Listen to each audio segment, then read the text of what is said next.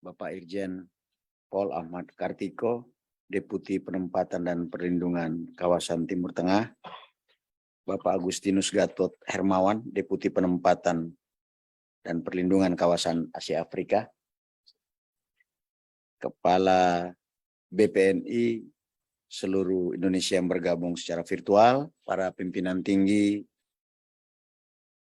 Pratama, pimpinan tinggi media di lingkungan BP2MI, serta rekan-rekan media sekalian yang saya hormati. Tadi sudah dijelaskan secara panjang lebar oleh Bapak Kepala Badan Perlindungan Pekerja Migran Indonesia tentang langkah-langkah penegakan hukum yang dilakukan. Pada prinsipnya, Polda Metro Jaya akan mendukung penuh upaya-upaya perlindungan pekerja migran kita, khususnya terkait dengan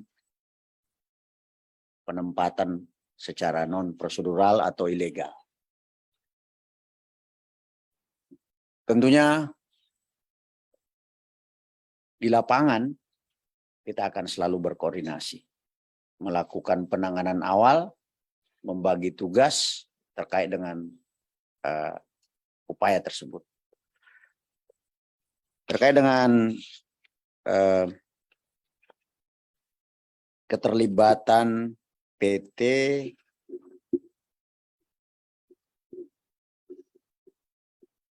Zamzam Perwita yang berada di Kecamatan Jati Sampurna, Bekasi,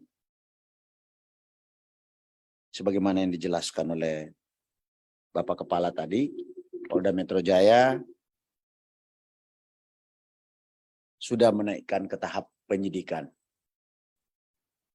Kalau sudah naik ke tahap penyidikan, artinya unsur pidana melakukan penempatan secara ilegal sudah terjadi.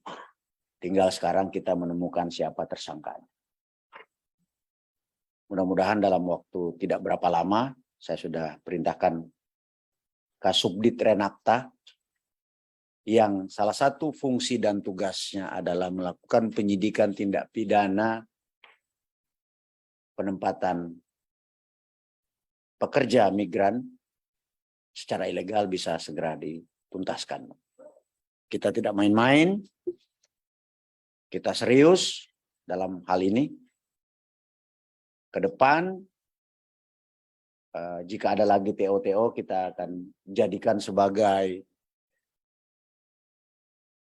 laboratorium bersama untuk bagaimana sisi perlindungan dan bagaimana sisi penegakan hukum. Apalagi tadi sudah kita dengarkan bahwa mereka ini yang mungkin juga polisi-polisi perlu ketahui. Mereka ini adalah pahlawan devisa buat kita. Menempati posisi kedua penyumbang devisa terbesar di Republik ini. Insya Allah Pak Kepala, kami Polda Metro Jaya yang berada di wilayah hukum Polda Metro Jaya, jangan sungkan-sungkan Pak. Kami akan backup, kami akan turunkan anggota. Ini sekarang hadir Polwan ini. Memang kebanyakan yang menjadi korban ini kebetulan secara gender banyakan perempuan, Pak. Jadi mungkin dengan Kasubditnya ini seorang perempuan, jauh akan lebih efektif, apalagi memang penyidikannya di bidang itu. Ibu Ratna ini memang spesialis di bidang tindak pidana perlindungan terhadap perempuan dan anak, termasuk di dalamnya pekerja migran.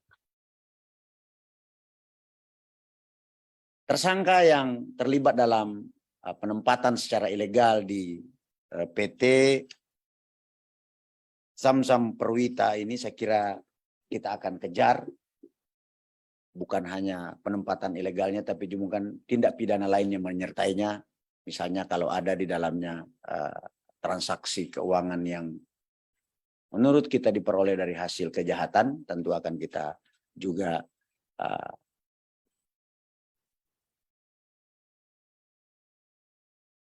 kenakan pasal pencucian uang.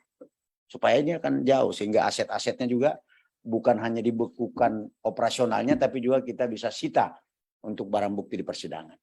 Saya kira ini rekan-rekan sekalian, nanti perkembangan dengan lebih lanjut terhadap PT ini seperti apa, nanti kita akan laporkan dan berikan informasi kepada teman-teman semua. Saya kira itu Pak Kepala. Banyak hikmah di balik pertemuan pada siang hari ini, banyak hal yang bisa kita lakukan ke depan. Dan saya kebetulan cerita tadi sama Pak Kepala, saya pernah dinas di Batam, mengalami bagaimana perlakuan terhadap TKI kita itu. Dulu namanya masih TKW dan TKI, sekarang pekerja migran. Jadi memang kepedulian memang harus luar biasa.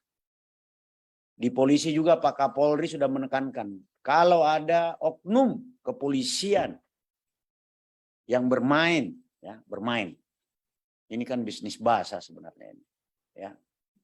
Dalam penempatan ilegal ini, pimpinan Polri tidak akan pernah segan-segan. Demikian juga saya di Polda Metro Jaya.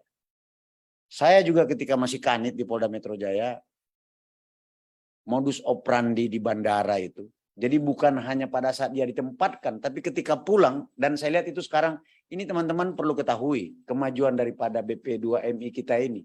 Dulu BNP2 TKI kan. Dulu, jangankan dia pergi, pulang pun dia pegang duit, dipaksa beli TV, dipaksa beli kulkas, dipaksa sewa mobil, padahal dia di rumah tidak punya listrik. Coba mau dibawa di mana TV, dipaksa. Itu dulu juga saya tangani, kan begitu dulu ceritanya Bu ya, Pak Bu ya. Jadi pergi dia diambil duitnya, pulang pun diambil duitnya. Nah sekarang kita beri tepuk tangan, BP2MI berhasil melindungi. Bukan hanya ketika dia pergi, tapi ketika pulang. Ini Pak Kepala yang sering terjadi, yang kami menjadi saksi sejarah pelaksana waktu itu. Dipaksa coba, dipaksa beli TV, dipaksa beli speaker. Jadi barangnya mungkin bisa separuh mobil Colt pickup itu. Dipaksa sewa, padahal isinya cuma 2 orang, dipaksa dia diantar pakai mobil itu dengan apa namanya, tarif yang ditentukan oleh para calo yang ada di bandara.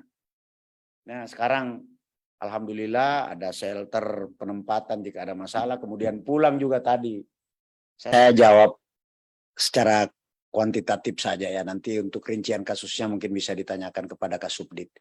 Jadi selama beliau menjadi kepala BP2MI sudah ada 10 berkas perkara yang kita kirim. Ini angka yang cukup besar menurut saya. Dan yang terpenting saya kira semangat kita sekarang ini.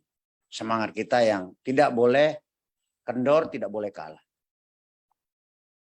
Ini kan ibarat sebuah orkestra, tidak boleh hanya kuat di alat tiupnya. Tapi bagaimana di genderangnya juga harus kuat. Nah, kami Polri akan menempatkan di situ bagaimana agar terjadi akselerasi penguatan masing-masing unsur orkestra tersebut. Ini menarik nih, jadi menjadi sebuah sesuatu yang menarik ini Pak Beni. Pak Beni juga mungkin tidak bisa berbuat apa-apa ketika kewenangan itu bukan di lembaga yang Pak Beni pimpin. Kami siap untuk memperkuat perlindungan ini, sekaligus edukasi ini supaya tidak ada lagi. Ini miris memang. Sudah pernah disanksi tapi bisa hidup lagi dan melakukan lagi. Ini Bu Ratna ini menjadi tantangan buat kita. Siapa yang membuat ini hidup lagi gitu.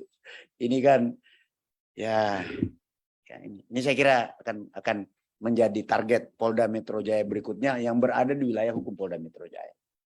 Saya kira itu rekan-rekan sekalian, hidup ini harus optimis karena dengan optimisme kita akan